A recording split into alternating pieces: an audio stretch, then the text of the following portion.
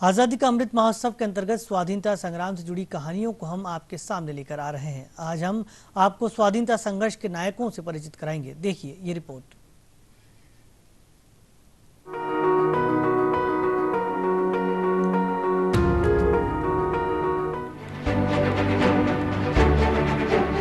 झावेरचंद मेघानी का जन्म आज ही के दिन 1896 में गुजरात के सुरेंद्रनगर जिले के चोटीला कस्बे में हुआ था। अल्पायु से ही उनकी रुचि साहित्य में थी। उन्होंने अपनी पहली कविता केवल 12 वर्ष की आयु में लिखी थी। उन्होंने संस्कृत और अंग्रेजी दोनों साहित्यों में डिग्री हासिल की। इस ख्याति प्राप्त कवि और लेखक को सिंधुड़ो पुस्तक लिखने के लिए 2 साल जेल की सजा सुनाई गई थी, जिसमें ब्रिटिश राज के खिलाफ स्वतंत्रता संग्राम में भाग लेने वाले युवाओं को प्रेरित करने वाले गीत शामिल थे। इस दौरान उन्होंने गोलमेज सम्मेलन के लिए गांधी जी की लंदन यात्रा पर आधारित काव्यात्रिपुटी लिखी थी। महात्मा गांधी ने उन्हें राष्ट्रीय कवि की उपाधि से सम्मानित किया था। सरदार वल्लभ भाई पटेल ने उनकी प्रशंसा करते हुए कहा था कि मेघानी का स्वर साहस से ओतप्रोत था। उनके प्रसिद्ध गीतों में से एक मन मोर बनी थंगट करे, मेरा मन एक मोर की तरह नाचता है 2013 की हिंदी फिल्म गोलियों की रासलीला रामलीला में इस्तेमाल किया गया था।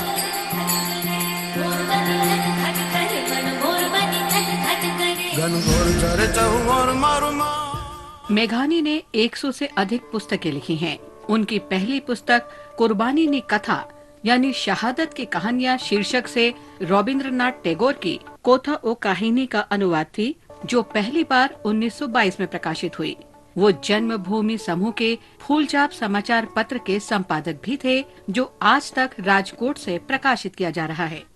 इसी दिन 1928 में सर्वदलीय सम्मेलन के लखनऊ अधिवेशन में नेहरू समिति की रिपोर्ट या नेहरू रिपोर्ट प्रस्तुत की गई थी। संविधान का मसौदा तैयार करने के लिए जवाहरलाल नेहरू के साथ मोतीलाल नेहरू की अध्यक्षता में एक समिति का गठन किया गया था। जब 1928 में साइमन कमीशन भारत आया, तो भारतीयों ने, विशेष रूप से भारतीय राष्ट्रीय कांग्रेस ने उसका जोरदार विरोध किया था।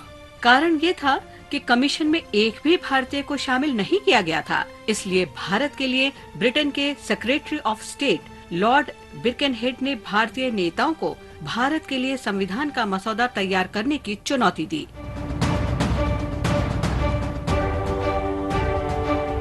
जिसका अर्थ ये था कि भारतीय एक आम रास्ता खोजने और संविधान का मसौदा तैयार करने में सक्षम नहीं थे। राजनीतिक नेताओं ने इस चुनौती को स्वीकार किया और एक सर्वदलीय सम्मेलन आयोजित किया गया और एक समिति नियुक्त की गई, जिसे संविधान का मसौदा तैयार करने का काम सौंपा गया। नेहरू रिपोर्ट का प्राथमिक उद्देश्य ब्रिटिश राष्ट्रमंडल के भीतर भारत को डोमिनियन का दर्जा देना था। रिपोर्ट की कुछ मुख्य सिफारिशों में केंद्र के पास अवशिष्ट शक्तियों के साथ सरकार के संघीय रूप का गठन, 19 मौलिक अधिकारों की स्थापना, जिनमें 21 वर्ष से अधिक उम्र के पुरुषों और महिलाओं को वोट देने का अधिकार हो, नागरिकों के रूप में पुरुष और महिलाओं के समान अधिकार, राज्य का कोई धर्म न होना और सर्वोच्च न्यायालय के निर्माण का प्रस्ताव जैसी सिफारिशें शामिल थी। वास्तव में नेहरू रिपोर्ट भारतीयों द्वारा भारत के संविधान का मसौदा तैयार करने का पहला बड़ा प्रयास था। आज मणिपुर के महान स्वतंत्रता सेनानी चेंग जापाओ डोंगेल की पुण्यतिथि है, जिन्हें चेंग जापाओ कुकी के नाम से जाना जाता है। वे उन कुकी नेताओं में से एक थे जिन्होंने 1917 से 1919 के कुकी विद्रोह के दौरान ब्रिटिश सत्ता पर सवाल उठाया था। द्वितीय विश्व युद्ध के दौरान उन्होंने आजाद हिंद फौज के बैनर तले अंग्रेजों के औपनिवेशिक और सामंती अधिकार के खिलाफ कुकी समुदाय को संगठित किया। वे डोंगल कबीले के शहर एसन के प्रमुख थे। चेंगजापाओ के शासनकाल के दौरान एसन की महिमा दूर दूर तक फैल गई और ये सबसे शक्तिशाली शहर बन गया। ब्रिटिश सरकार ने चेंगजापाओ डोंगल के उदय और कुकी समुदाय के विद्रोह को भारत के पूर्वी हिस्से के लिए एक गंभीर खतरे के रूप में देखा। चेंगजापाओ डोंगेल को गिरफ्तार कर 4 साल के लिए जेल भेज दिया गया।